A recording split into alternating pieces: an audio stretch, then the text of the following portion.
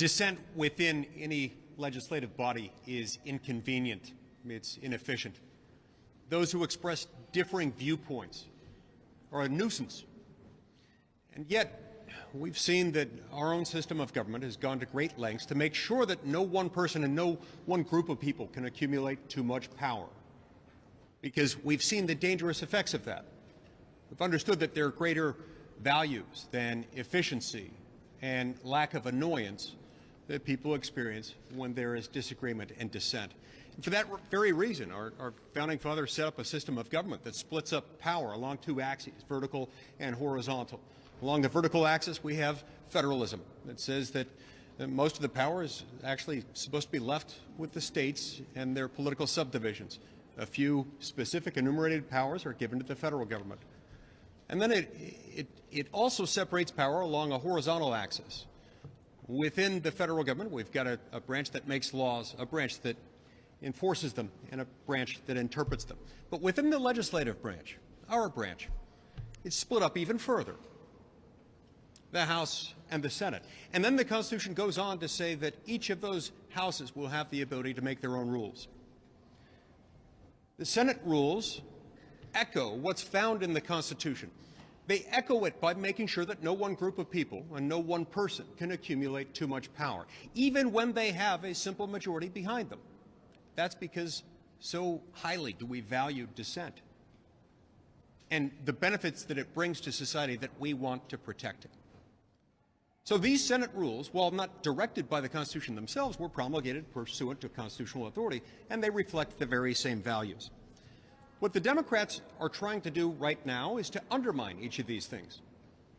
They're undermining this principle of federalism, as I described it a minute ago, by taking powers that don't belong in the federal government, that do belong in the states, and thereby depriving the people of each state the ability to make their own laws as they deem fit. They're also trying to suppress the Senate rules, to undo them, because they're inconvenient, because dissent is difficult, and disagreement can be a nuisance. This is exactly why we need to stop them from doing this. Look, it's been noted a few times here that a number of us, most of us, stood up aggressively amid calls within our own party a few years ago to say no to nuking the filibuster, because it's not right. It's not something that's going to lead to a good outcome. Something that's going to lead again and again and again to a whiplash, a back and forth, further uncertainties in the status of the law if we were to undo the filibuster. And if we were to break the rules of the Senate in order to change the rules of the Senate simply because we couldn't get enough support to change them consistent with the Senate rules, we'd be doing great danger, not just to the Senate as an institution, but to the interests of the American people. They know that.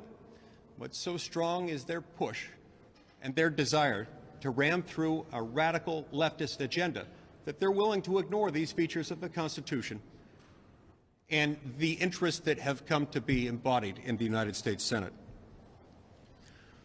Look at what we're facing today. In the House of Representatives, constituents can't even get in to see their elected representatives. They can't even get in there. And now in the Senate, they want to silence our dissent within that body and break the rules of the Senate in order to change it, in order to shove through bills that would fundamentally change the balance of power within our republic ordained and established by the U.S. Constitution. We've heard other material quoted from Senator Schumer. I'm not going to rehash the same quotes, but I am going to give you another quote that I don't think has been mentioned today and that hasn't gotten a lot of airtime, something that I think is especially poignant for our discussion today. Senator Schumer said that the filibuster was one of the, quote, checks and balances which have been at the core of this republic, checks and balances that say that if you get 51% of the vote, you don't get your way 100% of the time, close quote. That's especially telling here. He doesn't even have 51% of the votes in the Senate. This place is split 50 to 50.